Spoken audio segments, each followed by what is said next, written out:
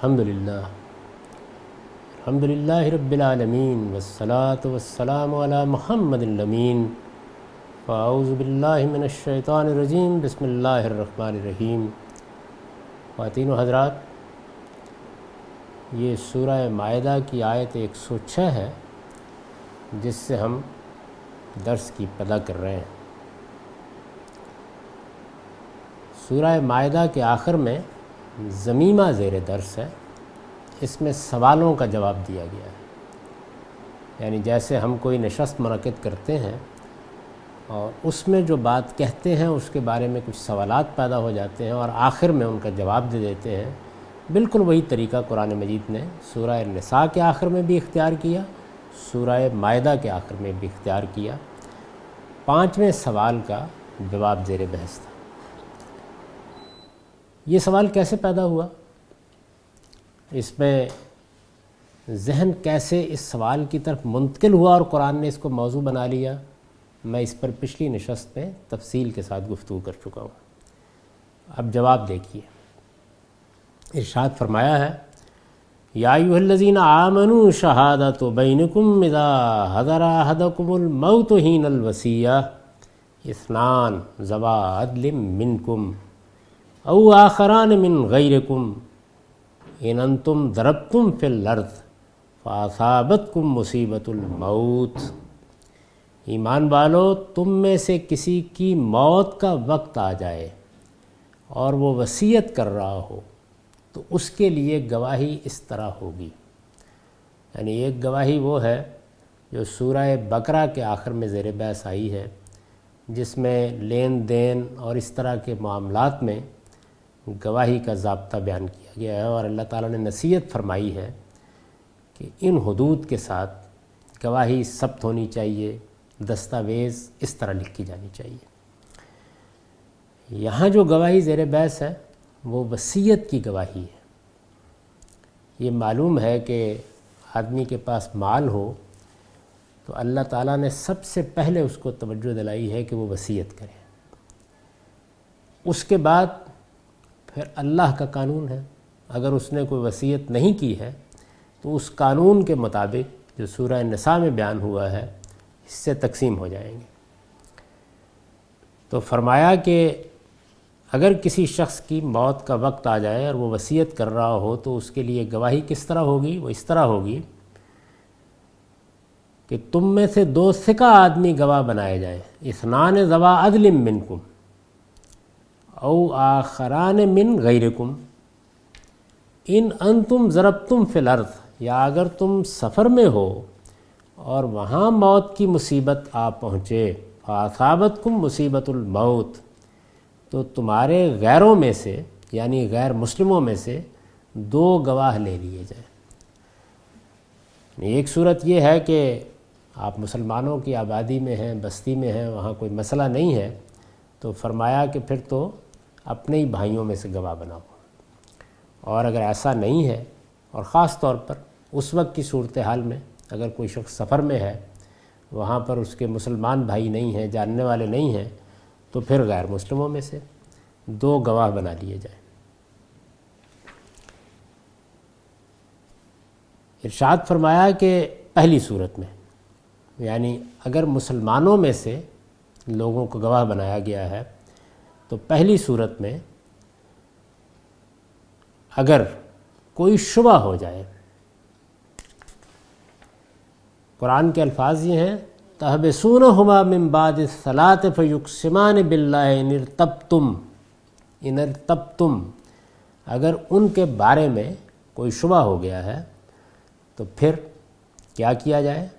یعنی عام حالات میں تو آپ نے گواہ بنا دیا، لیکن اگر یہ محسوس ہوتا ہے کہ ممکن ہے یہ متاثر ہو جائیں، ان پر کوئی جانبداری کا غلبہ ہو جائے، تو پھر اس گواہی کے لیے مزید اہتمام یہ کرو کہ انہیں نماز کے بعد روک لیا جائے۔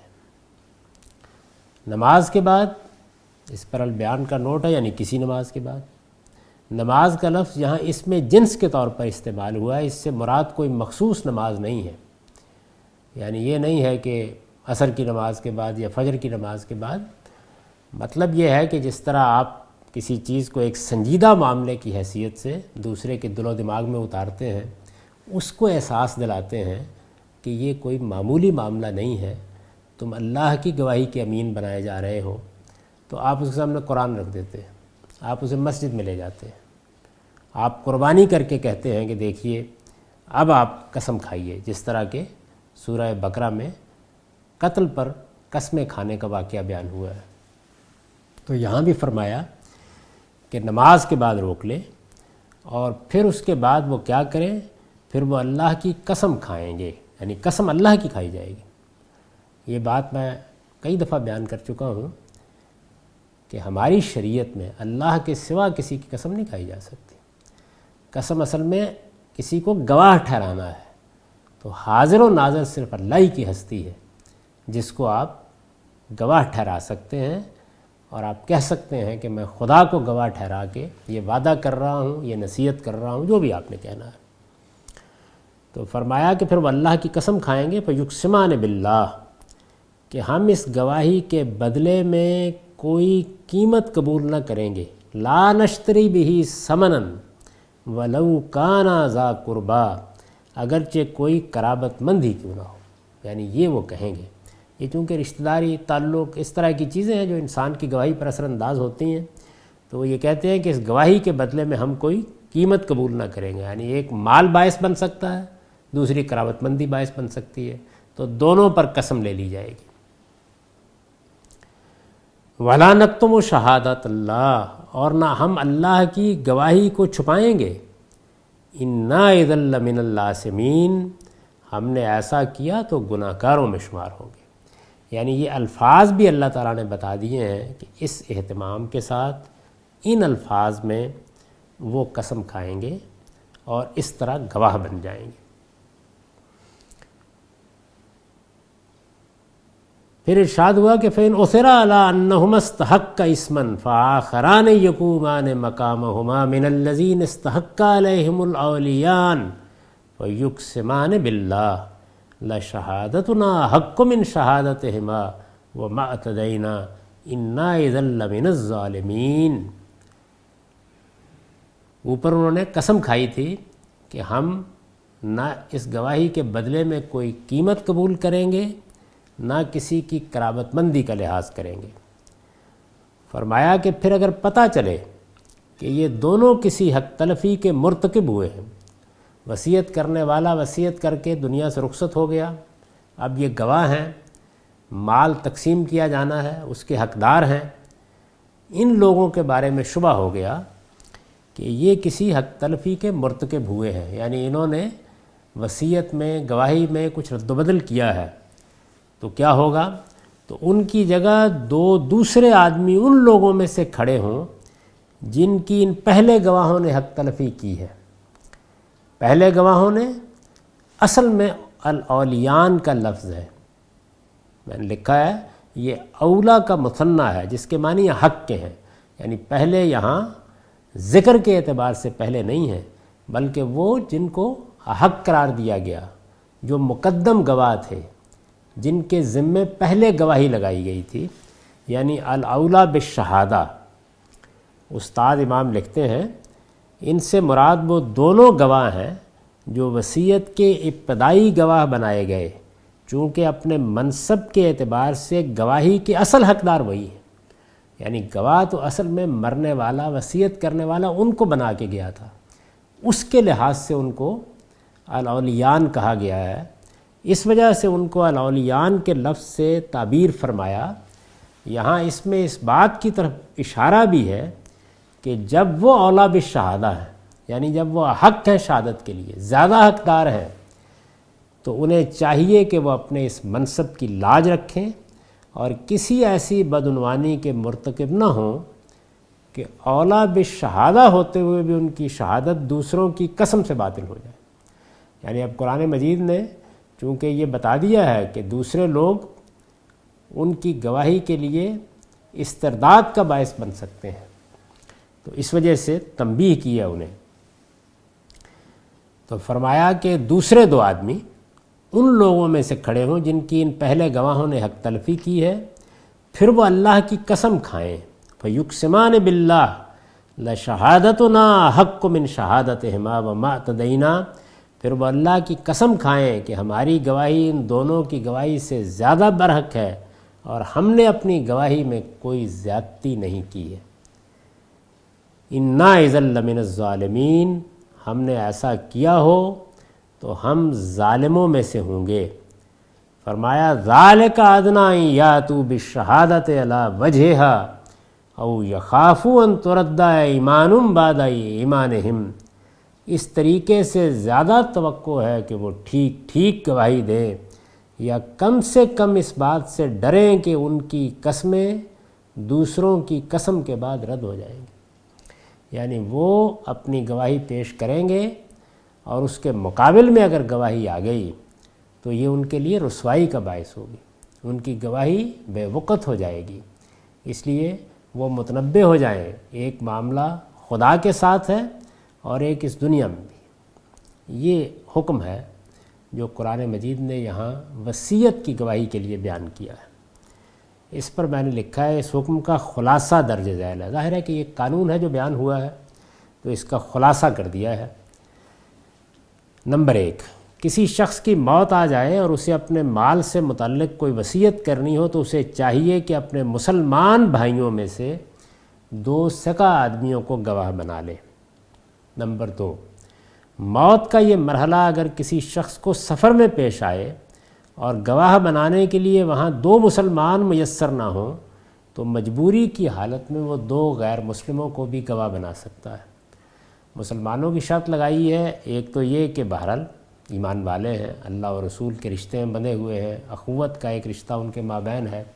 دوسرے یہ کہ ان کو آپ مسجد میں بھی لے جا سکتے ہیں اور چونکہ وہ اللہ کے ماننے والے ہیں قسم بھی دے سکتے ہیں، نماز بھی ان کے لیے اہمیت کی حامل ہو سکتی ہے، وہ سارا اہتمام انہی کے لیے۔ لیکن اگر ایسا نہ ہو تو پھر 2 غیر مسلموں کو گواہ بنا لیں، اس صورت میں ظاہر ہے کہ وہ سب باتیں کرنا ممکن نہیں ہوں گی۔ نمبر 3، مسلمانوں میں سے جن 2 آدمیوں کو گواہی کے لیے منتخب کیا جائے ان کے بارے میں اگر یہ اندیشہ ہو کہ کسی شخص کی جانبداری میں وہ اپنی گواہی میں کوئی رد و بدل کر دیں گے تو اس کے سد باب کی غرض سے، یعنی یہ قانون کا لازمی حصہ نہیں ہے، اگر اندیشہ ہو، یہ محسوس ہوتا ہو تو اس کے سد باب کی غرض سے یہ تدبیر کی جا سکتی ہے کہ کسی نماز کے بعد انہیں مسجد میں روک لیا جائے اور ان سے اللہ کے نام پر قسم لی جائے کہ اپنے کسی دنیوی فائدے کے لیے یا کسی کی جانبداری میں، خواہ وہ ان کا کوئی قریبی عزیز ہی کیوں نہ ہو، وہ اپنی گواہی میں کوئی تبدیلی نہ کریں گے اور اگر کریں گے تو گناہ گار ٹھہریں گے۔ یہ وہی خلاصہ ہے جو بات اوپر آیات میں بیان ہوئی ہے کہ اس طرح سے ان سے قسم لے لی جائے۔ نمبر 4، گواہوں کو معلوم ہونا چاہیے کہ یہ گواہی شہادت اللہ، یعنی ویسے تو یہ گواہی اس آدمی کی ہے جو وصیت کر رہا ہے، لیکن اپنی حقیقت کے لحاظ سے یعنی اللہ کی گواہی ہے، لہٰذا اس میں کوئی ادنا خیانت بھی اگر ان سے صادر ہوئی تو وہ نہ صرف بندوں کے بلکہ خدا کے بھی خائن قرار پائیں گے۔ نمبر 5، اس کے باوجود اگر یہ بات علم میں آ جائے کہ ان گواہوں نے وصیت کرنے والے کی وصیت کے خلاف کسی کے ساتھ جانبداری برتی ہے، یعنی اس سارے اہتمام کے باوجود یہ اندازہ ہو جائے کہ معاملے میں خرابی ہوئی ہے یا کسی کی حق تلفی کی ہے، تو جن کی حق تلفی ہوئی ہے، یعنی ظاہر ہے کہ یہ ایک حق تھا جس میں کسی کا حصہ مقرر کیا گیا تھا، تو وہ لوگ ان میں سے 2 آدمی اٹھ کر قسم کھائیں کہ ہم ان اولا بالشہادت گواہوں سے زیادہ سچے ہیں، ہم نے اس معاملے میں حق سے کوئی تجاوز نہیں کیا اور ہم پوری ذمہ داری کے ساتھ یہ کہتے ہیں کہ اگر ہم نے ایسا کیا تو خدا کے حضور میں ہم ظالم قرار پائیں گے۔ یہ ضابطہ ہے، اس میں کچھ چیزیں عقلاً موجود ہیں، یعنی ظاہر بات ہے کہ پہلے گواہ ہیں تو ان کو بھی موقع دیا جائے گا کہ وہ اپنی صفائی میں کچھ کہنا چاہتے ہیں تو کہہ لیں، یہ ہیں تو یہ کیوں اس بات پر اصرار کر رہے ہیں، ان پہلے گواہوں کو کچھ جرا کا حق بھی ہوگا، اس کے بعد جو لوگ موجود ہیں یا کوئی عدالت ہے وہ فیصلہ کر دے گی۔ تو یہ طریقہ اختیار کرنے کے لیے اللہ تعالیٰ نے ہدایت فرمائی۔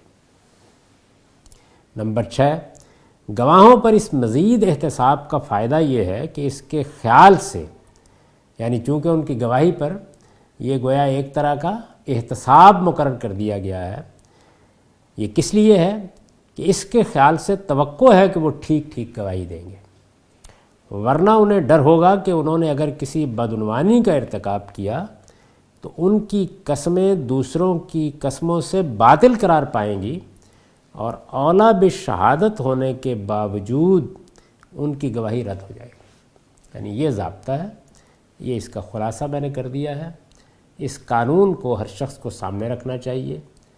آج کے زمانے میں تو اور بھی بہت سی صورتیں پیدا ہو گئی ہیں، آپ اپنی وصیت کو کسی وکیل کے پاس رکھوا سکتے ہیں، رجسٹر کروا سکتے ہیں۔ اس طرح کا منظم معاشرہ اس زمانے میں نہیں تھا، تو اس وجہ سے گواہی کا یہ ضابطہ بیان کیا گیا۔ تاہم اگر کہیں ضرورت ہو تو اب بھی یہ نصیحت بڑی غیر معمولی ہے، اور ہر بندہ مومن کو وصیت کا اسی طریقے سے اہتمام کرنا چاہیے۔ اس کے بعد فرمایا کہ واتقوا اللہ واسمعوا، اللہ سے ڈرو اور سنو۔ یعنی کیا سنو؟ ظاہر ہے کہ جو حکم دیا جائے اس کو سنو، اور فرمایا کہ واللہ لا یہدی القوم الفاسقین، اور اللہ نافرمانوں کو کبھی راستہ نہیں دکھاتا۔ ظاہر ہے کہ اتنی بات پہلے مقدر ہے کہ ایسا نہیں کرو گے تو یہ سری نافرمانی ہوگی۔ تو اس تنبیہ کے ساتھ یہ بات ختم ہو گئی، لیکن یہ پیدا کہاں سے ہوئی تھی؟ یہ در حقیقت امتوں کے ذمے جو گواہی ہے، انبیاء علیہم السلام جس کی گواہی قیامت کے دن دیں گے، اسی کے ذیل کی ایک چیز تھی۔ شہادت کے جس منصب پر بنی اسرائیل فائز کیے گئے اور اب بنی اسماعیل فائز ہیں، یہ اسی کی ایک فرع ہے۔ چنانچہ اب مضمون کا رخ اس جانب مڑ گیا ہے، یعنی جہاں سے بات شروع کی تھی جواب دینے کے بعد اب سورہ کے خاتمے تک یہی مضمون رہے گا۔ فرمایا یوم یجمع اللہ الرسل فیقول ماذا اجبتم، اس دن کو یاد رکھیں جب اللہ سب رسولوں کو جمع کرے گا۔ کون یاد رکھیں؟ وہ لوگ یاد رکھیں جنہوں نے اللہ کی گواہی چھپائی ہے، ان کو تنبیہ کی جا رہی ہے کہ یہ گواہی کا ضابطہ ہم نے بیان کر دیا، اس کی پابندی کرو، اور وہ گواہی جو اس سورہ میں اصلاً زیر بحث ہے، جس گواہی کے کتمانی کے نتیجے میں یہود اللہ کی مغضوب قوم بن گئے ہیں، اب یہ آخر میں تنبیہ فرمائی ہے کہ یاد رکھیں، اس بات کو یاد رکھیں کہ ایک دن آنے والا ہے جب اللہ رسولوں کو جمع کرے گا، پھر ان سے پوچھے گا ماذا اجبتم، تمہیں کیا جواب دیا گیا؟ یہ سوال کس نوعیت کا ہے؟ یعنی اس کے معنی یہ نہیں ہے کہ رسولوں سے یہ پوچھا جا رہا ہے کہ تم تو دنیا سے آ چکے، یہ بتاؤ کہ تمہاری امتوں نے تمہاری دعوت کے جواب میں کیا رویہ اختیار کیا، بلکہ یہ سوال اس نوعیت کا ہے کہ جیسے ہم یہ کہتے ہیں کہ آپ کو معلوم ہے کہ آپ کے بعد کیا صورتحال رہی، اس کو اس سوال کی صورت دے دی ہے۔ یعنی جب اللہ رسولوں کو جمع کرے گا پھر پوچھے گا کہ جانتے ہو تمہاری امتوں نے کیا معاملہ کیا ہے، تم جو پیغام جو دعوت ان کے سپرد کر کے آئے تھے اس کا کیا جواب انہوں نے دیا ہے؟ جواب دیا ہے یعنی ان کا رد عمل کیا رہا ہے، ان کا معاملہ کیا رہا ہے، ان کا رویہ کیا رہا ہے، کیا طریقہ انہوں نے اختیار کیا ہے۔ قالوا لا علم لنا، ظاہر ہے کہ اسی حقیقت کو بیان کریں گے، وہ یہ کہیں گے کہ ہمیں کچھ علم نہیں، ہم نہیں جانتے۔ انک انت علام الغیوب، تمام چھپی ہوئی باتوں کے جاننے والے تو آپ ہی ہیں۔ علام الغیوب، اس میں ظاہر ہے کہ مطلب یہ ہے کہ خوب جاننے والے آپ ہی ہیں، اچھی طرح جاننے والے آپ ہی ہیں، آخری درجے میں جاننے والے آپ ہی ہیں، لیکن اس کو اردو زبان میں منتقل کرنا بہت مشکل ہے۔ اس پر البیان کا نوٹ ہے، اس سے واضح ہے کہ یہ سوال و جواب ہر پیغمبر سے ہوں گے۔ سیدنا مسیح علیہ السلام کے سوال و جواب کا ذکر آگے بالخصوص اس لیے ہوا ہے، یعنی بات تو پہلے کی گئی ہے تعمیم کے انداز میں کہ ایک دن آئے گا جب رسولوں کو اللہ جمع کرے گا، پھر ان سے اس معاملے میں گفتگو کرے گا کہ کہ کیا وہ جانتے ہیں کہ ان کی قوموں کا رویہ ان کی دعوت کے ساتھ بعد میں کیا ہوا؟ یہ ہے سوال کا مطلب۔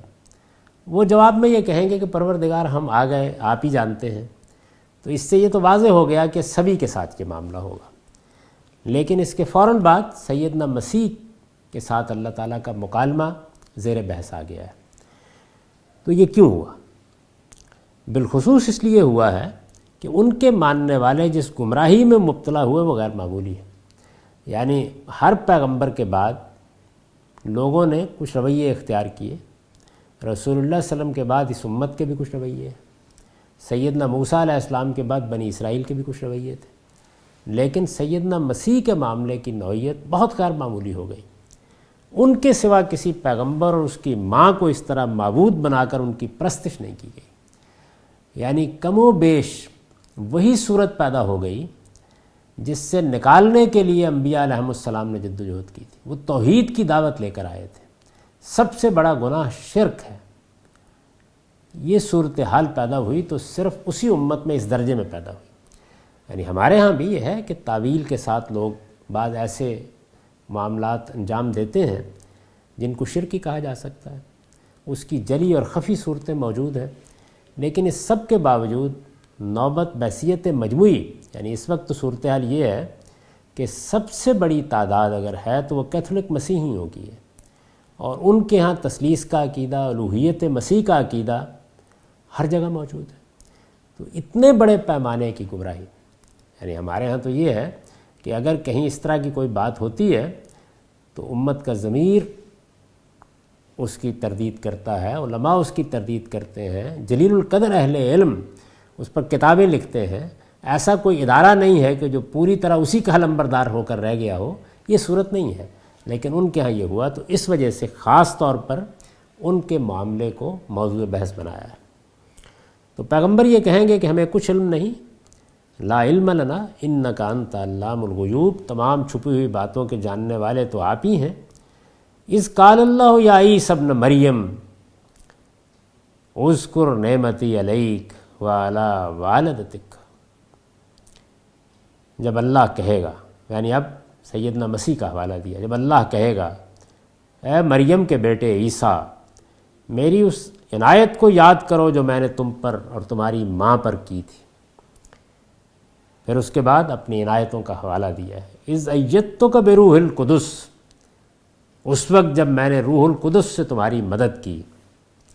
یعنی یہ معلوم ہے کہ ان کی پوری زندگی میں یہ معلوم ہوتا تھا کہ جبریل امین ہر وقت ان کے ساتھ ہے۔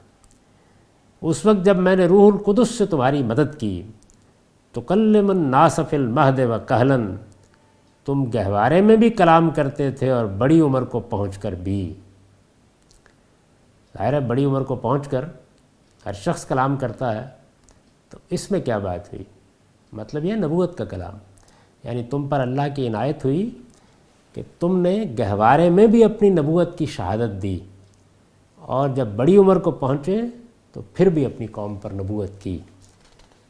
تو فرمایا کہ وَإِذْ عَلَّمْتُكَ الْكِتَابَ وَالْحِكْمَةَ وَالتَّوْرَاةَ وَالْإِنْجِيلَ، اور یاد کرو جب میں نے تمہیں قانون اور حکمت سکھائی، یعنی تورات و انجیل کی تعلیم دی۔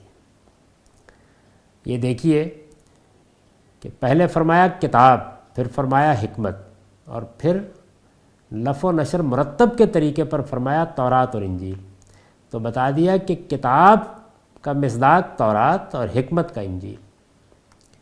یہی چیز ہے کہ جس کے نہ سمجھنے کی وجہ سے ہمارے ہاں قرآن مجید کی ایک عظیم آیت لوگوں کے لیے لا ینحل معمہ بن گئی۔ رسالت مآب صلی اللہ علیہ وسلم کے بارے میں یہ ارشاد فرمایا ہے کہ سیدنا ابراہیم علیہ السلام نے دعا کی تھی کہ وہ پیغمبر میری ذریت میں آئے، یعنی بنی اسماعیل کے بارے میں دعا کی تھی کہ جو کیا کرے گا، جو انہیں کتاب اور حکمت کی تعلیم دے گا۔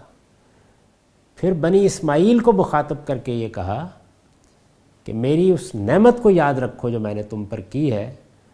تم امی تھے، اللہ کی کتاب سے ناآشنا تھے، نبوت کی روایت سے ناآشنا تھے، میں نے تمہارے اندر ایک ایسا پیغمبر بھیجا ہے یعلمکم الکتاب والحکمہ، جو تمہیں کتاب اور حکمت کی تعلیم دیتا ہے۔ تو لوگوں کا خیال فوراً اس طرف گیا کہ کتاب سے مراد قرآن مجید ہے۔ چنانچہ اب یہ سوال پیدا ہو گیا کہ پھر حکمہ سے کیا مراد ہے؟ تو انہوں نے کہا کہ یہی ہو سکتا ہے کہ اس سے مراد سنت ہو، لیکن یہ بات کسی طرح بھی ٹھیک نہیں تھی۔ اس کی وجہ یہ ہے کہ حکمت خود کتاب الہی میں جگہ جگہ معلوم ہے۔ کتاب اور حکمت میں کوئی مغایرت نہیں ہے۔ سنت کا اگر آپ مطالعہ کریں، جس معنی میں ہمارے ہاں اس کو لیا جاتا ہے، کوئی حدیث کی کتاب اٹھا لیں تو آپ کو اس میں 2/3 سے بھی زیادہ بلکہ 3/4 سے بھی زیادہ قانون نظر آئے گا۔ ایسا نہیں ہے۔ تو یہ صورتحال تھی جس کو محض زبان کے اس اسلوب کو نہ سمجھنے کی وجہ سے اختیار کرنا پڑا کہ جب ایک لفظ استعمال کیا جاتا ہے تو اس کے متعدد معنی ہو سکتے ہیں، ان سب کو دیکھنا چاہیے۔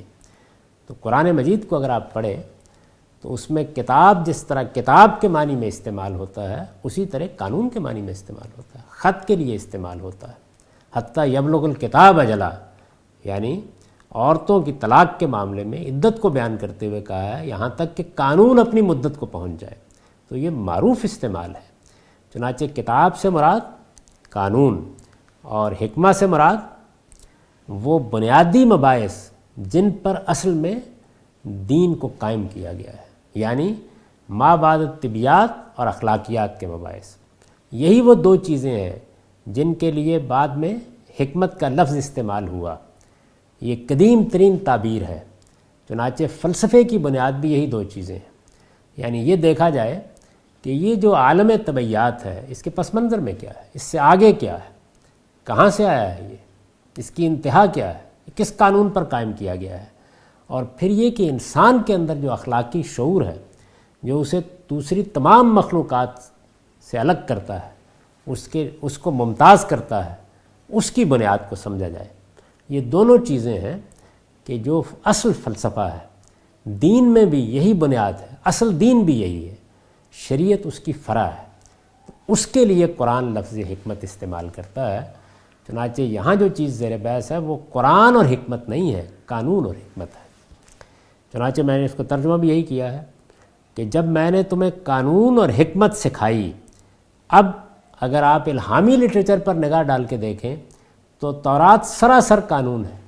اس وجہ سے کتاب یعنی تورات لفظ و نشر مرتب ہے۔ پہلے کتاب کہا، قانون کہا، پھر کہا یعنی تورات۔ اور انجیل سراسر حکمت ہے، اس میں قانون کی کوئی چیز نہیں۔ چنانچہ یہ فرمایا کہ اور حکمت سکھائی یعنی انجیل سکھائی۔ تو سیدنا مسیح علیہ السلام تورات کو لے کر آئے تھے۔ چنانچہ آپ پہاڑی کے بعض میں دیکھیے جو حکمت کا عظیم نمونہ ہے، جس کی کوئی مثال الہامی لٹریچر میں نہیں ملتی۔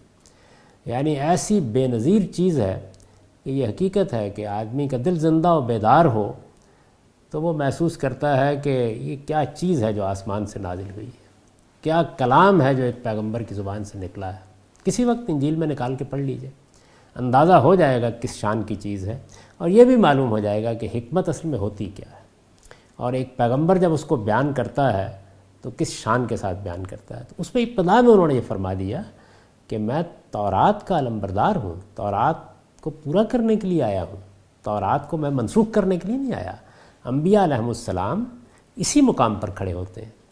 تو وہ تورات کے بھی حامل بنائے گئے اور ان کو مزید وہ حکمت دی گئی جو بدقسمتی سے یہود کے فقہا نے فراموش کر دی تھی۔ یعنی اللہ تعالیٰ نے دین دینے کے معاملے میں جو طریقہ اختیار کیا ہے اس کو بالاجمال سمجھ لینا چاہیے۔ ابتدا ہوئی تو دین کے بنیادی حقائق انسان لے کر آیا، اس کی فطرت میں موجود ہیں، انبیاء علیہ السلام نے ان کی یاد دہانی کرا دی۔ جو دین و شریعت کی بنیادی چیزیں ہیں وہ ایک سنت کی حیثیت سے جاری کر دی گئی۔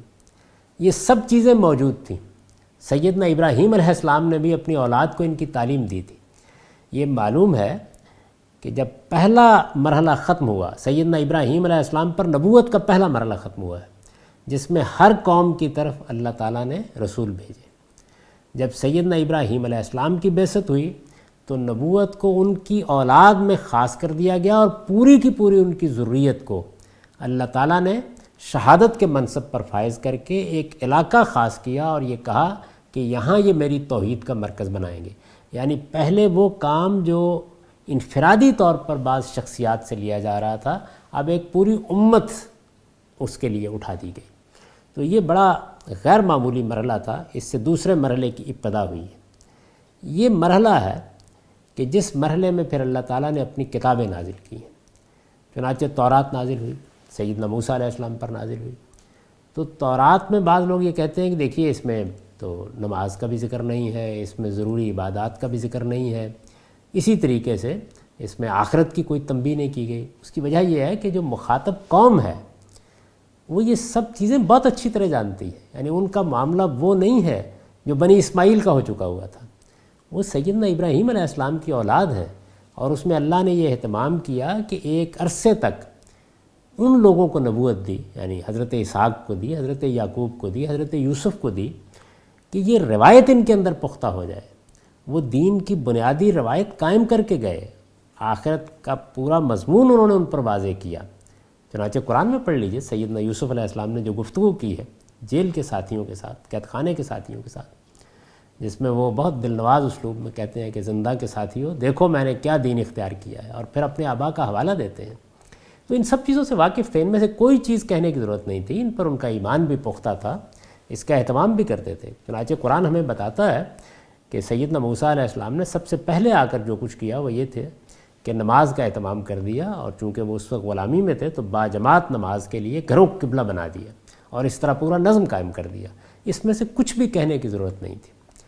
اصلی مسئلہ کیا تھا کہ اب وہ ایک قوم کی حیثیت سے اٹھائے جا رہے تھے۔ چنانچہ اجتماعی زندگی سے متعلق اور خاص ان کے منصب کے حوالے سے جو قانون دینا تھا وہ تورات کا موضوع ہے۔ یہی وجہ ہے کہ ان چیزوں کا ذکر نہیں ہوا۔ اس کے بعد ان کے فقہا پیدا ہوئے، ایک لمبا عرصہ انہوں نے گزارا، کم و بیش 1500 سال۔ اس عرصے کے دوران میں ان کی بادشاہتیں قائم ہوئیں۔ اس میں دین کی حکمت فراموش کر دی گئی، یعنی وہ اصل روح، وہ ایمان و اخلاق سے پھوٹنے والی روشنی، وہ جس پر اس شریعت کی بنیاد ہے، چنانچہ اس کی یاد دہانی کے لیے انجیل نازل کی گئی۔ یہ پس منظر ہے اس کا۔ اس پورے پس منظر کو نگاہ میں رکھ کر یہ سمجھنا چاہیے کہ یہاں یہ الفاظ کیا بیان کر رہے ہیں۔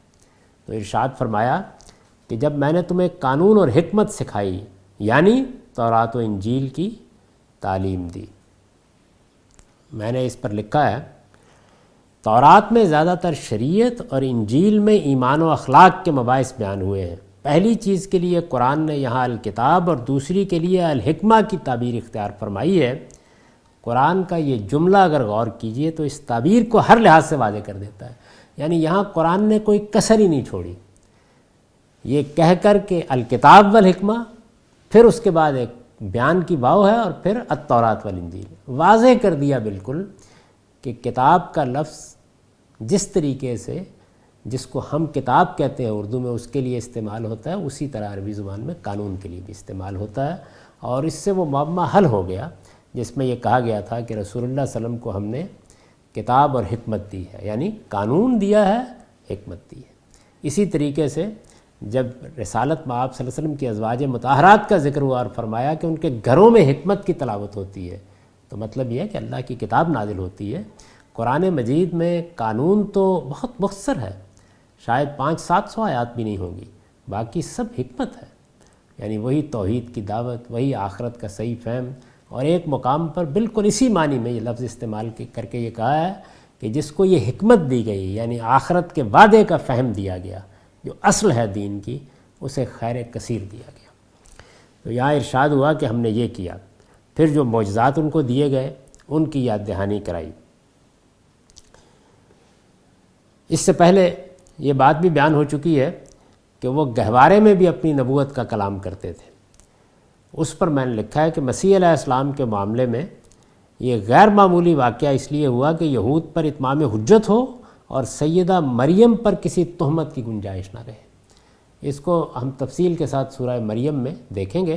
یہاں صرف اشارہ کر دیا ہے کہ سیدنا مسیح علیہ السلام ایک طرف تو اتمام حجت کے لیے آئے تھے، یعنی وہ آخری پیغمبر تھے، ان کے بعد بنی اسرائیل کی قسمت کا قیامت تک کے لیے فیصلہ ہونے والا تھا۔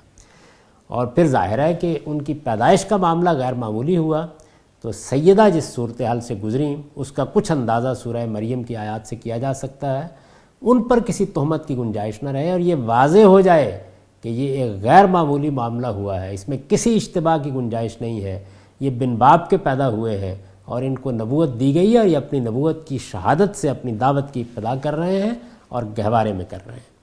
تو فرمایا کہ ہم نے تمہارے ساتھ یہ معاملہ کیا، ان گویا ان کی پوری زندگی کے جو بنیادی حقائق ہیں ان کو بیان کر دیا ہے، اور چونکہ یہی وہ چیزیں ہیں جو الوہیت کے عقیدے کا باعث بنی ہے، اس لیے انہی کا حوالہ دے کے بات کو آگے بڑھایا ہے۔